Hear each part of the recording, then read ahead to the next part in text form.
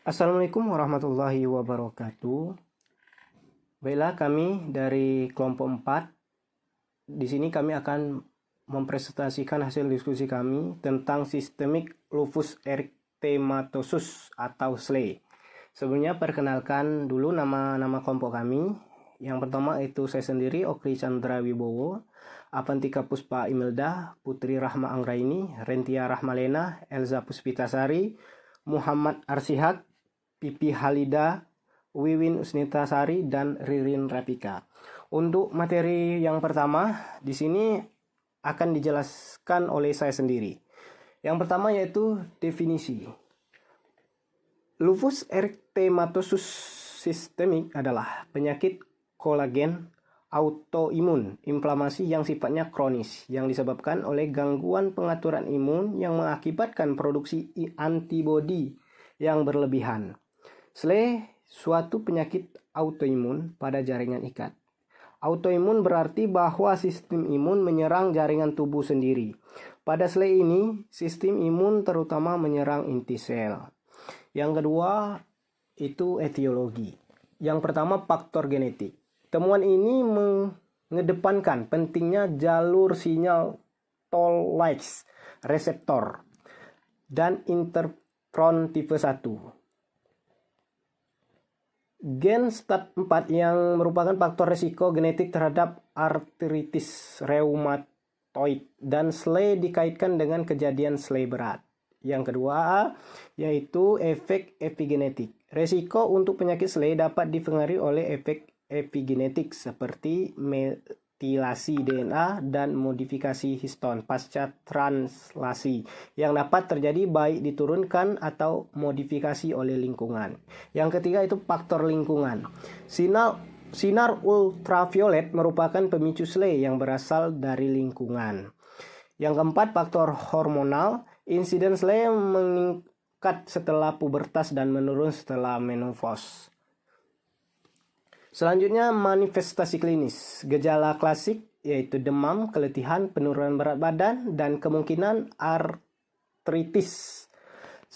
Yang kedua, sistem muskuloskeletal. Arteralgia dan artritis atau sinovitis adalah ciri yang paling sering muncul. Yang ketiga, sistem integumen. Terlihat beberapa jenis SLE yang berbeda. Keempat, sistem kardiovaskuler.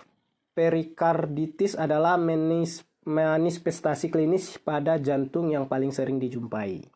Selanjutnya, tampilan neuropsikiatrik yang beragam kerap muncul. Biasanya disebabkan dengan sedikitnya perubahan pada perilaku atau kemampuan kognitif.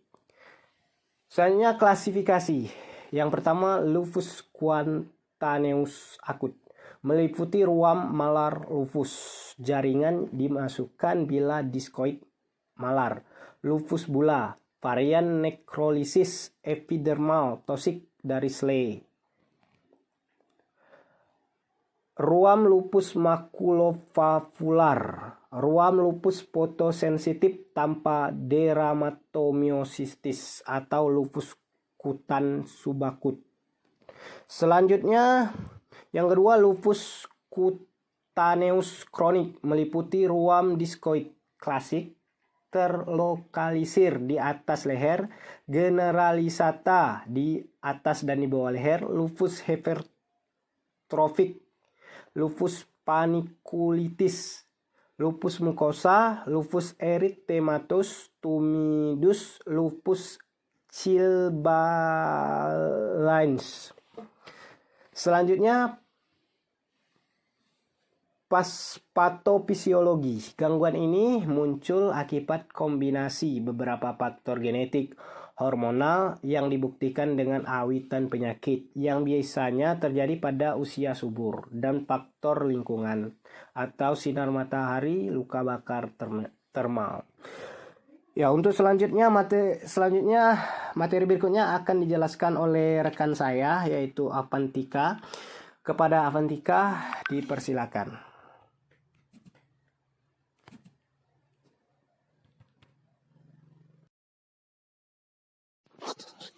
Baiklah, di sini mengenai pathway atau VOC dari Systemic Lupus Erythematosus atau SLE, di mana ada 3 faktor yang bisa mempengaruhinya. Yang pertama yaitu genetik. Ini merupakan faktor keturunan, bisa dari orang tuanya, bisa dari kakek neneknya, dan ini juga merupakan faktor bawaan.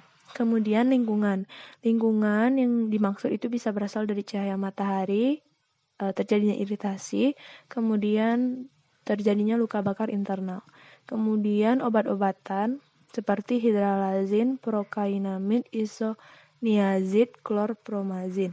Ketiga faktor tadi akan berpengaruh pada sistem regulasi kekebalan tubuh.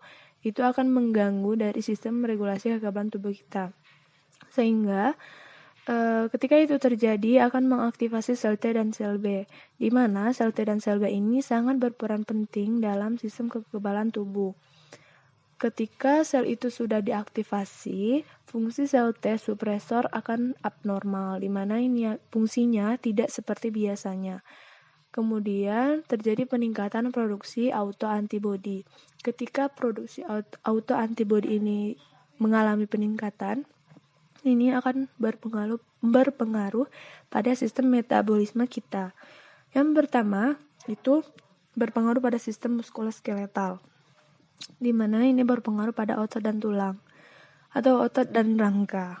Kemudian yang terjadi yaitu terjadi pembengkakan sendi, sehingga dari pembengkakan sendi ini akan muncul seperti artritis yaitu peradangan, kemudian nyeri tekan dan rasa nyeri ketika bergerak.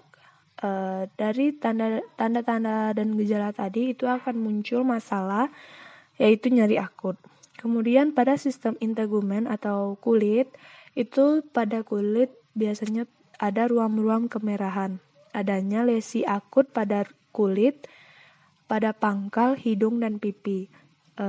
Setelah itu terjadi, biasanya pasien akan merasa malu dengan kondisinya. Masalah yang akan muncul itu berupa gangguan citra tubuh. Kemudian itu kardiak atau sistem kardio, di mana ini akan berpengaruh pada perikarditis, yaitu terjadinya peradangan pada perikardium. Kemudian adanya penumpukan cairan efusi pada perikardium, akan terjadi penebalan pada perikardium. Kemudian terjadi peningkatan kontraksi jantung. Setelah itu, masalah yang muncul yaitu penurunan curah jantung. Kemudian pada sistem respirasi itu berpengaruh pada pleura. Pleura adalah selaput dari paru-paru dan terjadi pleuritis, itu artinya peradangan pada selaput paru-paru, di mana ini akan setelah mengalami peradangan akan mengalami penumpukan cairan, kemudian akan mengalami efusi dan terjadilah ekspansi dada yang tidak adekuat. Kemudian masalah yang muncul ini berupa pola napas tidak efektif. Kemudian vaskuler. Di sini pada sistem vaskular ini akan terjadi inflamasi pada arteriole terminalis. Kemudian terjadi lesi valvuler, erythematosus, dan purpura di ujung kaki, tumit, dan siku.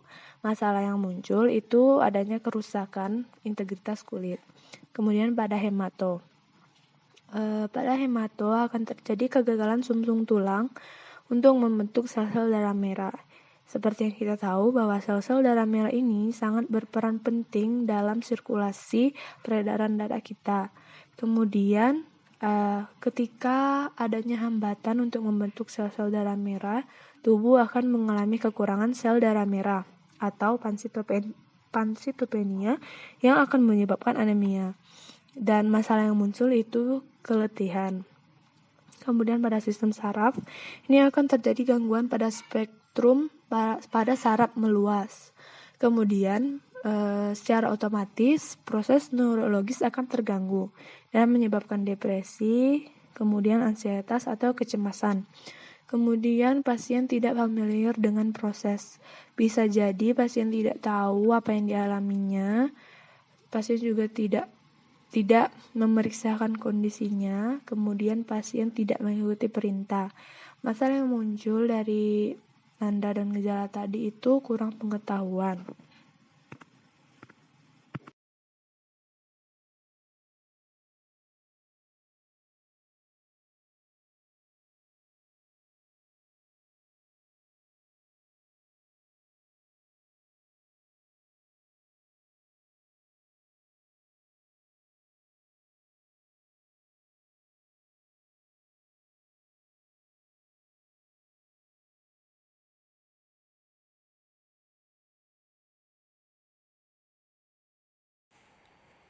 Assalamualaikum warahmatullahi wabarakatuh. Perkenalkan, nama saya Rentia Rahmalena.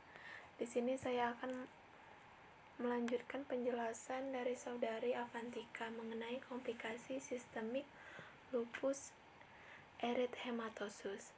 Yang pertama yaitu osteonekrosis, yaitu dilakukan deteksi dini dengan MRI. Apabila terjadi osteonekrosis stadium dini, dilakukan chorioidecompression, sedangkan pada stadium lanjut dilakukan total joint replacement. Sindrom antibody antifosfolipid bila disertai trombosis. Yang kedua yaitu gagal ginjal. Gagal ginjal dapat dilakukan dialisis atau transplantasi. Diberikan obat antihipertensi, antikonvulsan, antipsikotik, antiemetik, dan bila timbul gejala-gejala tersebut diberikan terapi warfarin dengan intensitas tinggi.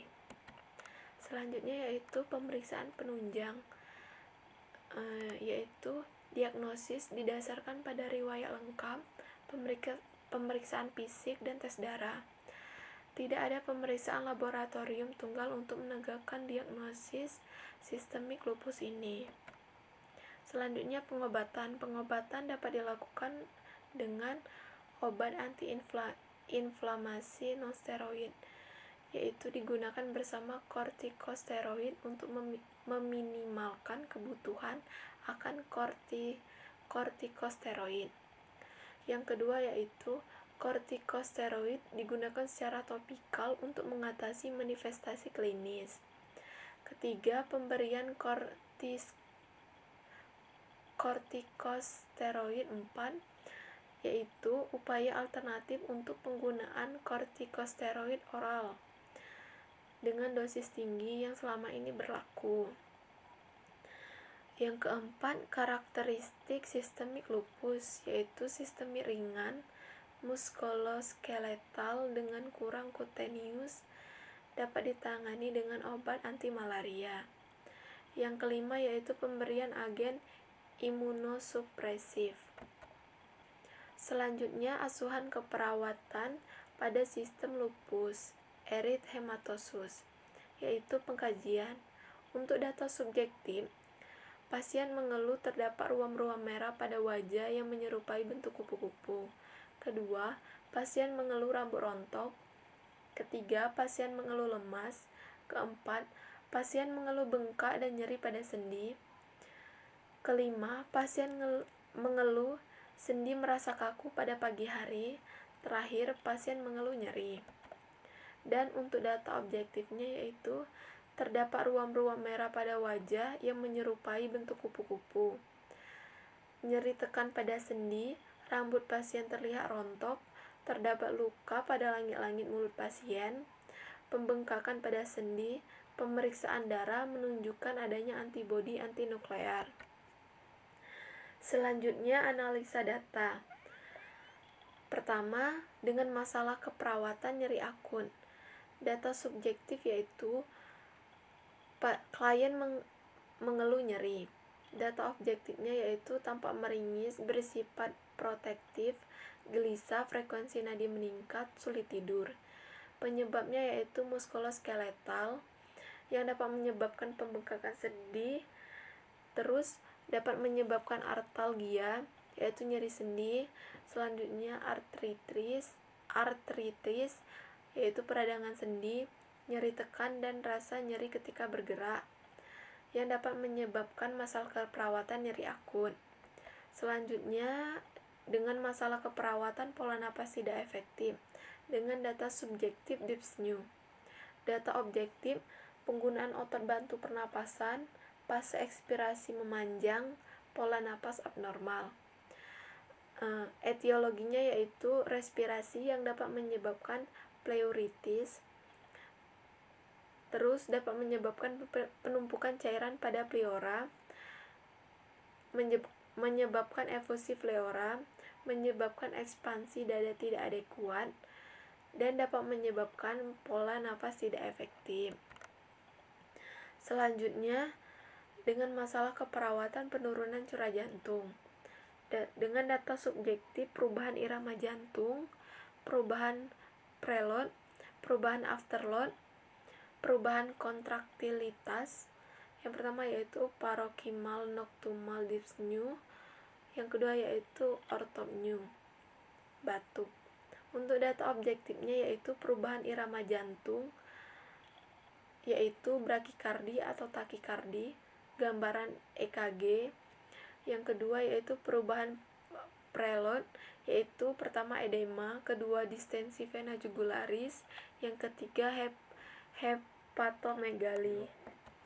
Selanjutnya perubahan afterload, yang pertama yaitu tekanan darah meningkat atau menurun, yang kedua nadi perivertebral lemah, yang ketiga warna kulit pucat atau sismosis.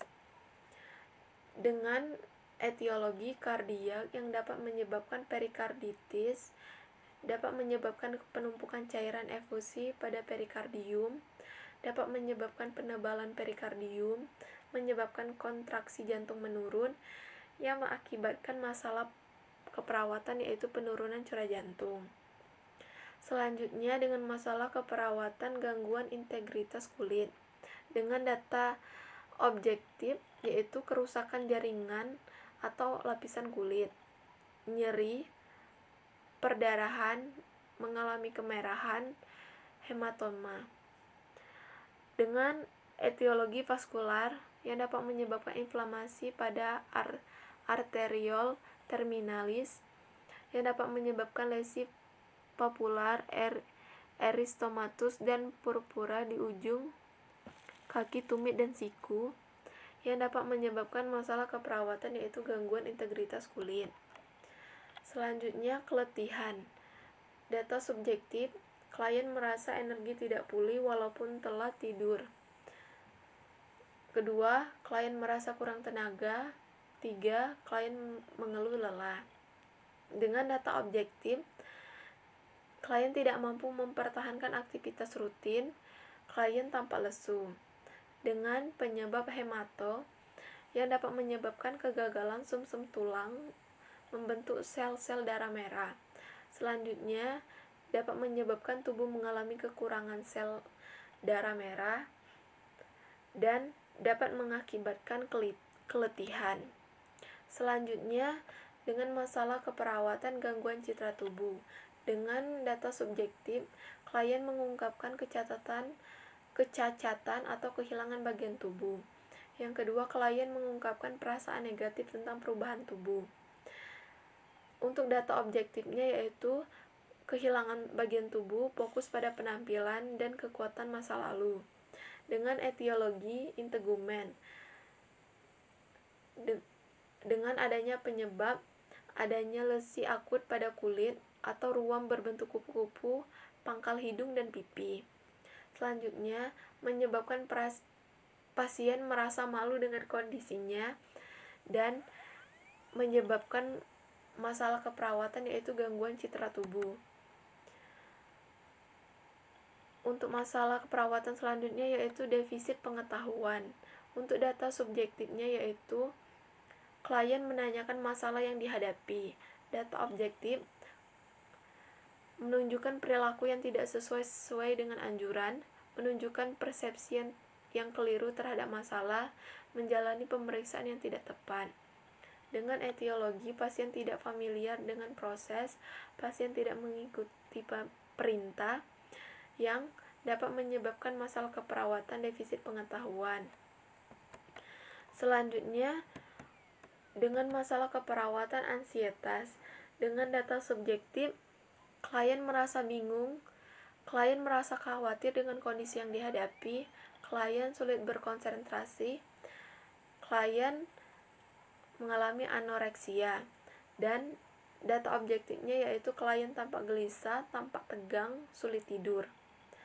Dengan penyebab etiologinya yaitu saraf, penyebabnya gangguan spektrum pada saraf meluas, selanjutnya menyebabkan proses neurologis terganggu yang dapat menyebabkan depresi. Baiklah, itu saja penjelasan dari saya. Terima kasih.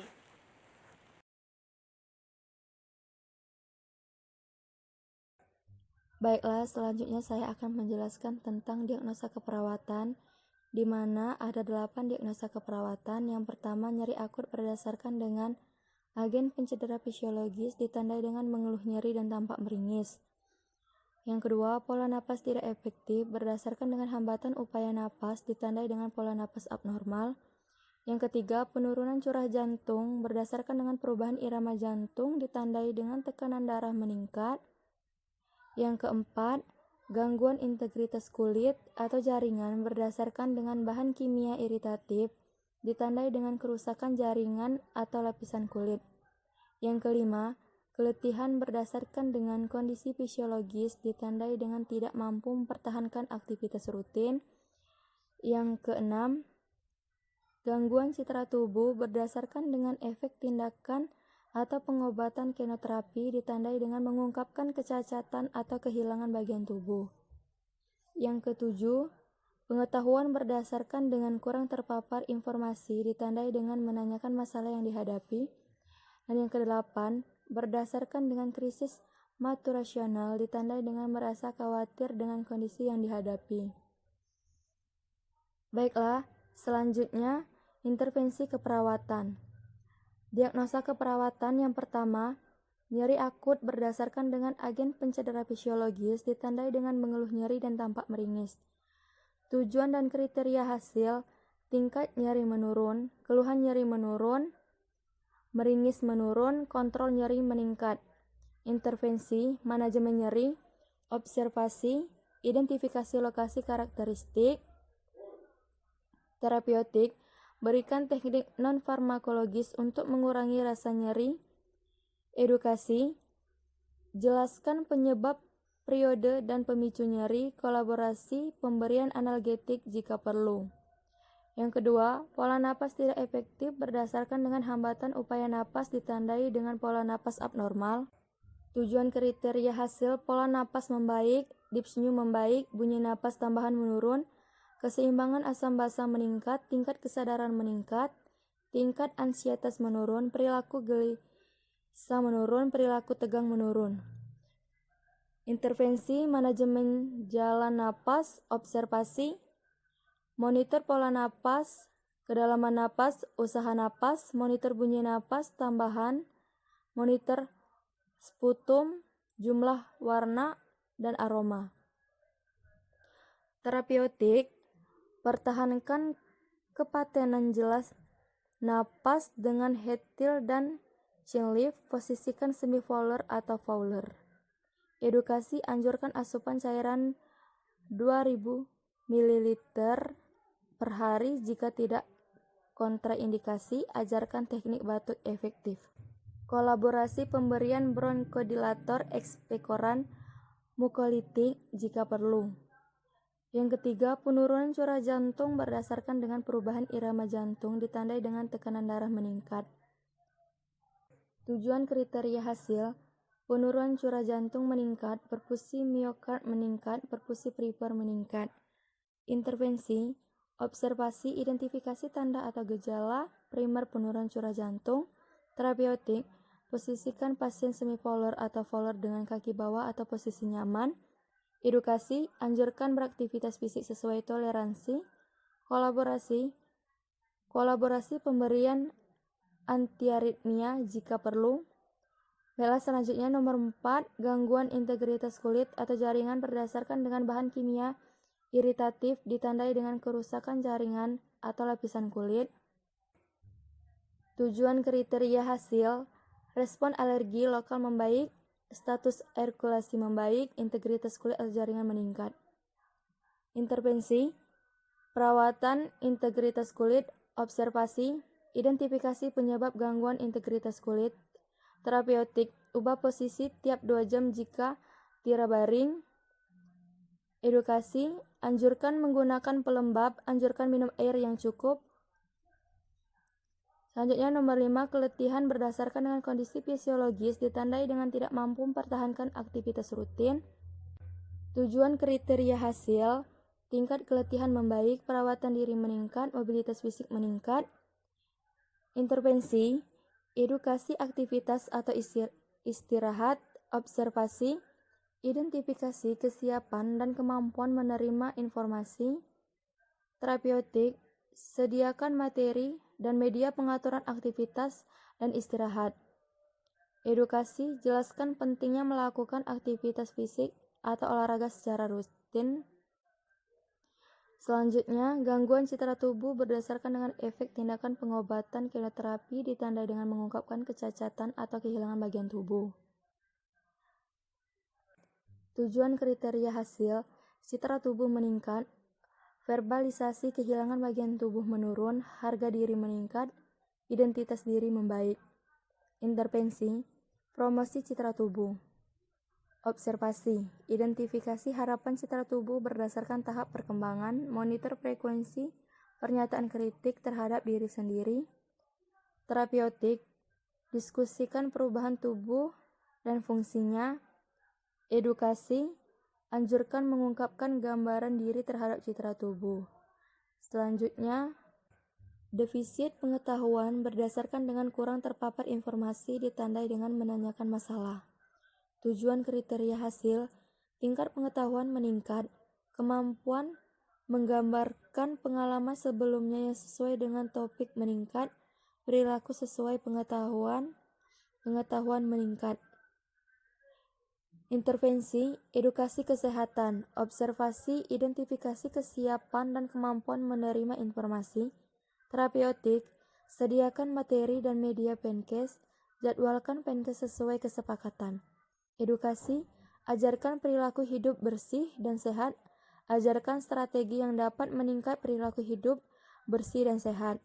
Selanjutnya yang terakhir, ansietas berdasarkan dengan krisis maturasional ditandai dengan merasa khawatir dengan kondisi yang dihadapi. Tujuan kriteria hasil, setelah dilakukan asuhan keperawatan diharapkan tingkat ansietas menurun, verbalisasi kebingungan menurun, verbalisasi kekhawatiran menurun, konsentrasi membaik. Intervensi, reduksi ansietas, observasi, identifikasi saat tingkat ansietas berubah, misal kondisi waktu stresor, identifikasi kemampuan mengambil keputusan, monitor tanda ansietas verbal dan nonverbal. Terapeutik, ciptakan suasana terapeutik untuk menumbuhkan kepercayaan, temani pasien untuk mengurangi kecemasan jika memungkinkan, pahami situasi yang membuat ansietas. Edukasi, latih penggunaan mekanisme pertahanan diri yang tepat, latih teknik relaksasi. Baiklah, itulah penjelasan dari kelompok kami. Apabila ada salah kata, kami mohon maaf. Wassalamualaikum warahmatullahi wabarakatuh.